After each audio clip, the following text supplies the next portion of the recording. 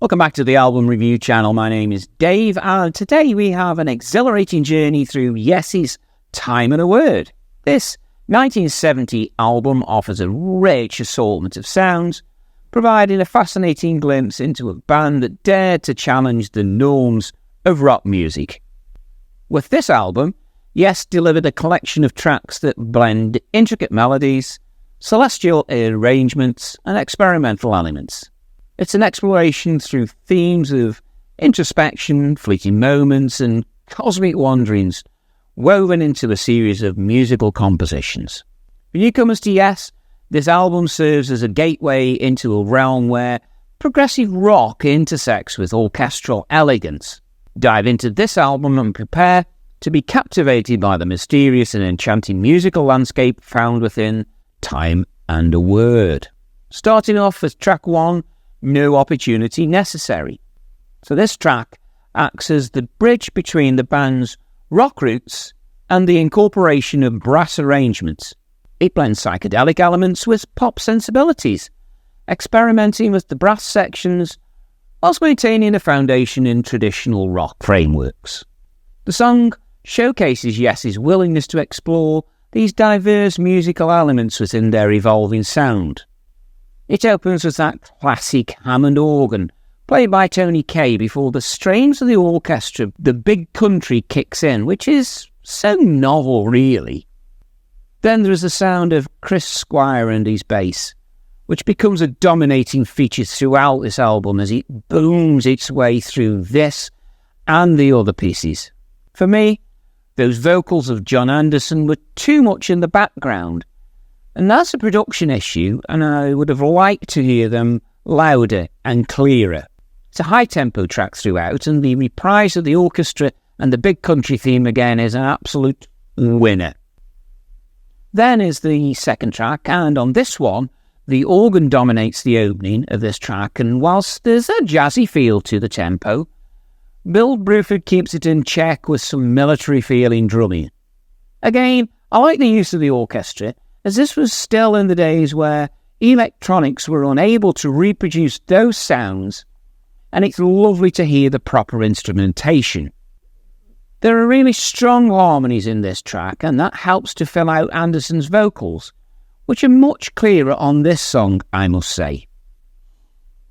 The feel has a real progressive edge to it, and Squire leads the instrumental section, with Kaye taking over, mixing up those time signatures to great effect. I hear a trumpet in there as well as a saxophone. It's a great track. Every Days is next, and the band effortlessly merges infectious rhythms with intricate melodies in this track. There's an upbeat energy to it, blending pop sensibilities with that experimental undertones again. For those old enough to remember, it has that Johnny Dankworth, Cleo Lane jazz feel to it. Remember those pair? What you do have, though, is Bill Bruford playing a steady hi-hat as that jazz feel continues before the track simply erupts. It's a testament to the band's ability to craft tunes that exude dynamic vibrancy, inviting listeners to lose themselves in the interplay of catchy beats and complex musical layers. I don't know if it's me, but this track is the first instance where I hear a notable contribution from Peter Banks on the lead guitar. Let me know if I'm wrong, but so far it's been missing for me. But it's more than welcome. The rest of the band remain very powerful on this track, and that jazzy theme continues right through the instrumental section. Anderson repeats his opening vocals to finish the track off. That's much more like it. Sweet Dreams is next, and this is the track that I'm probably most familiar with from the album, and it offers really a delightful melody to it. It was regarded as an early classic from the band, and I am glad to see the guitar-based opening on this one as well. Banks is on a roll.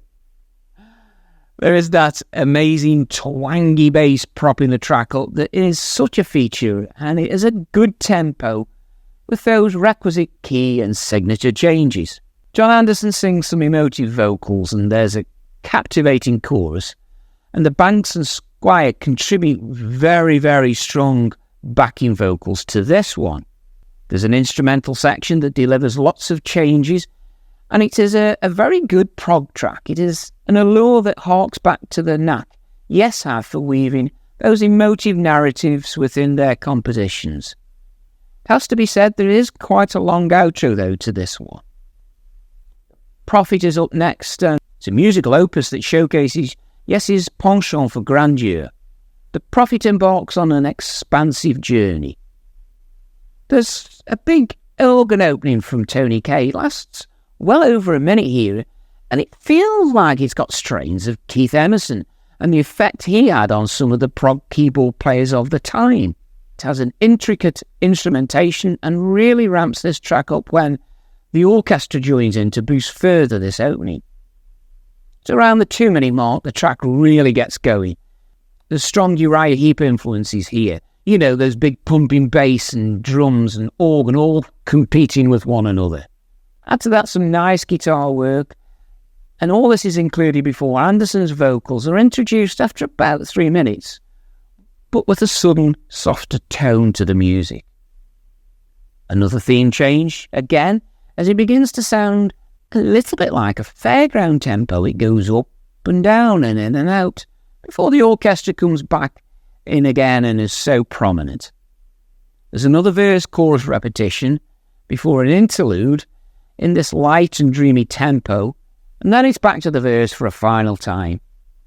All this before a glorious out finish led by the band to quite an abrupt end. I think what I'm saying with all that there is the track is full of chops and changes that show the band in such a favourable light and is an extremely exciting song. I actually like that one. Clear Days is the next track up, and amidst all this cosmic excursions, Clear Days offers quite a tranquil respite. There's a gentle harmonies and serene ambience that provides a moment of calm within the album's diverse musical palette that we've experienced so far.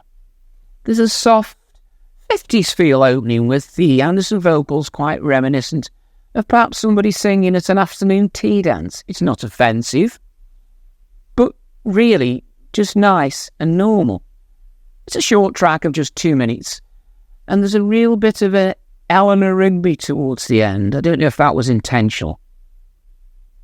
If the purpose is to act as an interlude, then this track invites listeners to immerse themselves in a peaceful reverie, demonstrating this ability to be able to craft moments of serene beauty within their musical tapestry.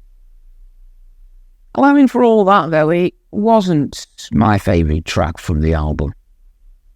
Astral Traveller is next, and this is another track that's really well known to me. There's a rasping guitar opening before the rest of the band join in the track. The mixture of instrumentals and groove propels Astral Traveller into a universe brimming with celestial fervour. The arrangement embodies the band's willingness to push those delicate boundaries of conventional rock and to take listeners on a journey fueled by intricate musicality and those experimental ideas again. Anderson vocals are distorted on purpose this time, and it gives great effect and gives a big open space feel. There's some big drums within this track where Bruford excels. The bass drum Squire is huge again. It thunders along so nicely.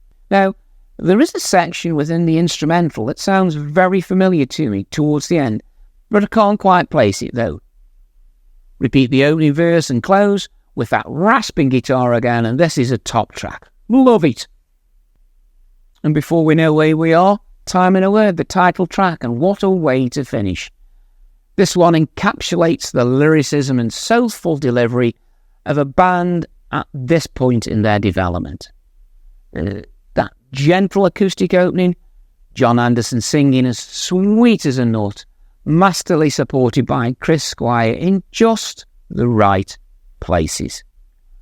There's a distorted electric guitar that works so well, and again that bass is very to the fore with those twangy plucked strings. As John sings the chorus, there's an anthemic feel to it, lighters raised to light the night sky, singing along to this great section.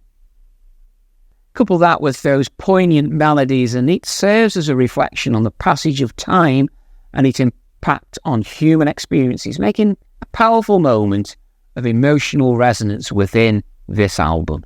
The orchestra comes in and adds that touch of class, and the harmonies are expanded to fill more of the track before there's a gentle outro that ends this excellent closing track. This 1970 album offers a rich assortment of sounds and provides a fascinating glimpse into a band that dared to challenge the norms of rock music. In Time and a Word, Yes deliver a collection of tracks that blend intricate melodies, celestial arrangements and experimental elements. Throughout there is an exploration of introspection, fleeting moments and cosmic wanderings woven into a series of musical compositions. For any newcomers to Yes, this album delivers a gateway into a realm where progressive rock intersects with orchestral elegance. I hope you've enjoyed this album review. In the description box, there's a purchasing link to buy the album if you don't yet have it in your collection. There's a link to a free trial of Amazon Music if you prefer to listen more before you buy, and other ways to support the work of this channel, should you wish. A like, a comment, a share or even a subscribe would be a wonderful reward for me, and you will find on screen now a link to another early Yes album in Fragile. It's really good. I'll see you across there.